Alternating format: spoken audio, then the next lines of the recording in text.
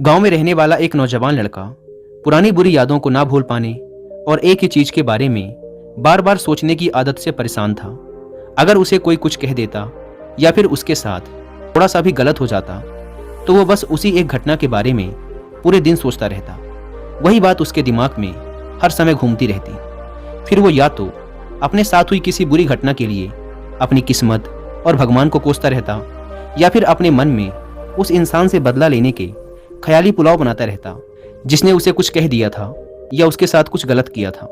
अपनी इस ज़्यादा सोचने की आदत की वजह से ना तो लोगों के साथ उसके अच्छे रिश्ते थे और ना ही वह किसी काम को अच्छे से कर पाता था।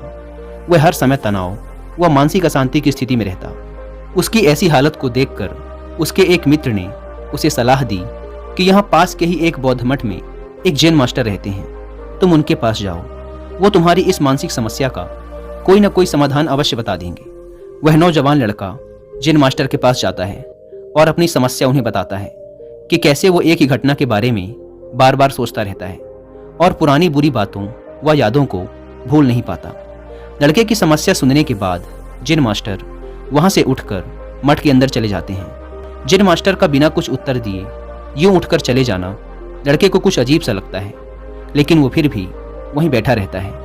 थोड़ी देर बाद वह देखता है कि जैन मास्टर मिट्टी की गिलास में पानी भरकर उसकी तरफ चले आ रहे हैं। जैन मास्टर लड़के के पास आकर खड़े हो जाते हैं तो लड़का भी उनके सामने खड़ा हो जाता है।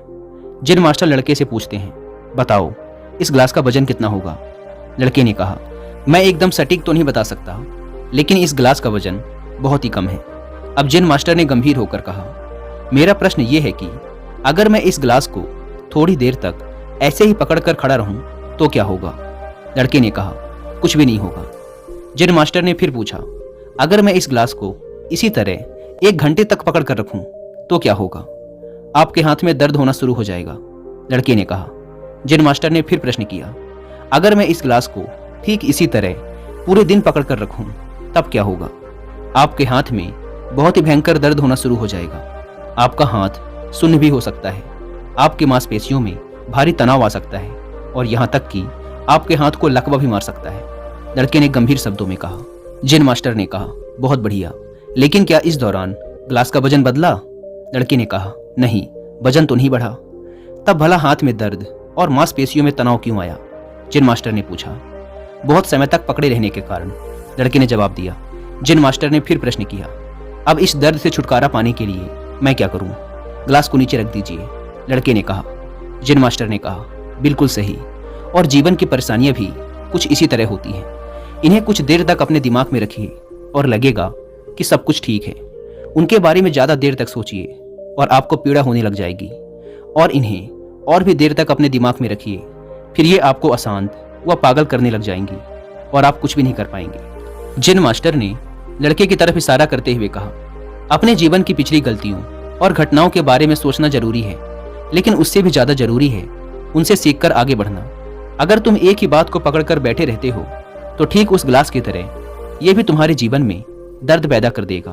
अगर तुम आज अपने अतीत को लेकर बैठे रहते हो तो ये आज भी तुम्हारे हाथ से निकल जाएगा और फिर तुम भविष्य में इसके लिए पश्चाताप करोगे।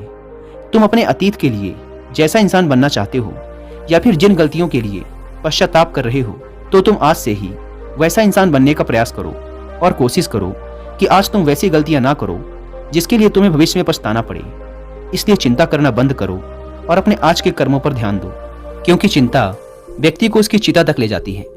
दोस्तों, चिंता करने की आदत को छोड़कर एक खुशहाल जीवन कैसे जिया जाए, इस पर विश्व प्रसिद्ध लेखक डेल कार्नेगी ने एक बहुत ही अच्छी किताब लिखी है जिसका नाम है how to stop worrying and start living, यानी चिंता छोड़ो सुख से जियो।